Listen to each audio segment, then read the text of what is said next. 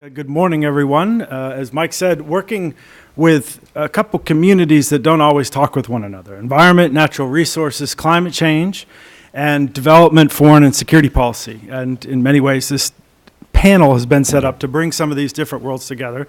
And so I'll make my remarks on some of the challenges, but also some of the imperatives for us working across these communities.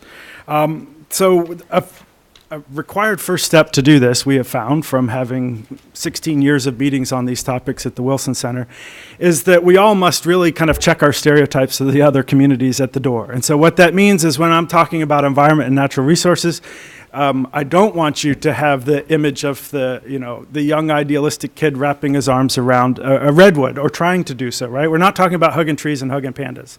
We're talking about natural resources as critical ingredients of the livelihood strategies of literally a few billion people in the world. And so this is, in many respects, it's high politics. It needs to be front and center on our development and our foreign and our security policy.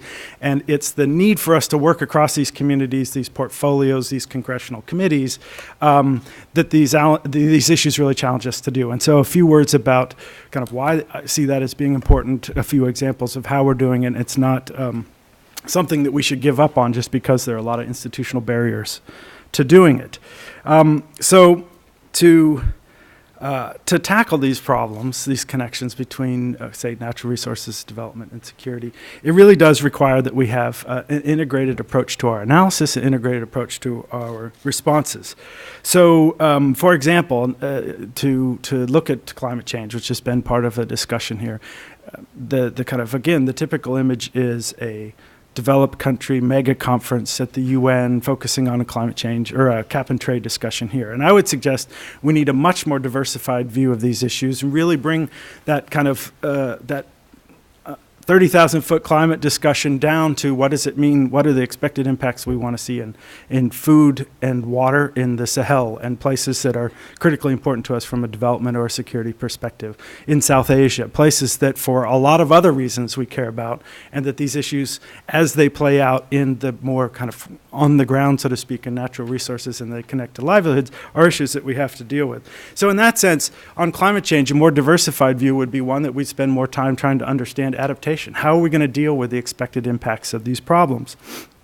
As I said, playing out in issues like food and land and water and forests, and finding ways that we systematically, across some of these programs, lower vulnerability in communities and states and try to increase their resilience. And we'll find that some of those same mechanisms for doing that get you benefits in multiple sectors. And so by looking across them and being creative in how we respond to them, understanding the kind of multi-dimension of these problems, we have opportunities and more tools for trying to address them. Now, fortunately, we're in a time where integration, there's political space for integration and this kind of multi-dimensional approach. And my colleague John Sewell is going to talk a lot about the quadrennial diplomacy and development review, although the QDR, the defense review, has some of these elements in it as well.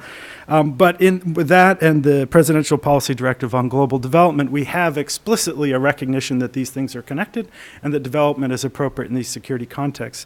And my suggestion is part of that needs to be these natural resource issues as well.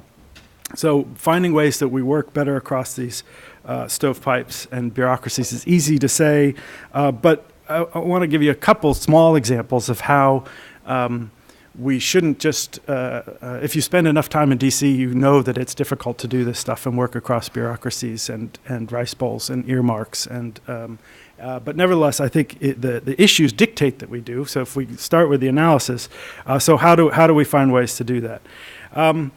We had an experience that a couple of years ago, I guess just a year ago, where the specific part of AID that was focused on biodiversity said, okay, this is what we do, but we know there are a bunch of issues that really are going to affect biodiversity in Southeast Asia. And we don't have the time or the expertise, but we know we need to find out how trends in climate and energy and governance and trade and corruption are going to affect, say, Southeast Cambodian biodiversity and food security. So long story short, we put a bunch of different people together that don't usually talk. One of the insights from that process was we got the Tibetan Plateau glaciologist together with a downstream of the Mekong food security person responsible for programs in Cambodia. And they started to realize, while geographically very separate, while portfolios very separate, the expected impacts on glacial melt and seasonal snow melt for a long, long way away in Tibet had really big implications for downstream years hence in Cambodia. And if they didn't take account of that process, then they were going to really, their development dollars were going to go to naught and could be literally washed away in future years. They responded with then a set of assessments that really tried to get a sense of the science and what that meant for their policy. So having these conversations across these lines can actually produce analysis that can then be put to work in how we decide what kind of development we're trying to support and how we do it. In another way that we're just starting to see evidence of doing within the U.S. government and other governments is trying to find, alluded to, essentially multiple benefits or triple bottom lines. So it turns out if you're worried about climate change, or you're worried about development, or you're worried about fragile states, that some of the same governance interventions, strong institutions in some of these fragile or weak states are going to be the ones that will get you benefits in these multiple sectors.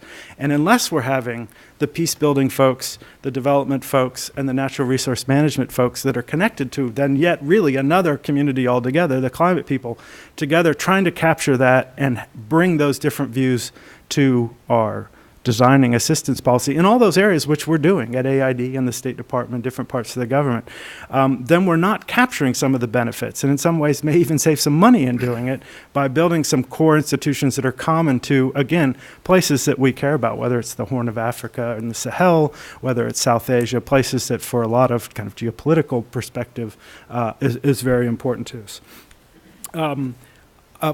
I guess I will well, a couple other examples, but I'll just say in conclusion, kind of reading the papers this week, one of the, well, it's not a sport because it's obviously very serious business, but one of the things that you can find, everybody's making their special pitch for how to explain Tunisia, how to explain Egypt. And, you know, it's multimedia, or the kind of power of social media, it's corruption, it's the kind of dramatic demonstration in Tunisia, the guy setting himself on fire, it's unemployment, it's a youth bulge. It's food prices, kind of historically high food prices.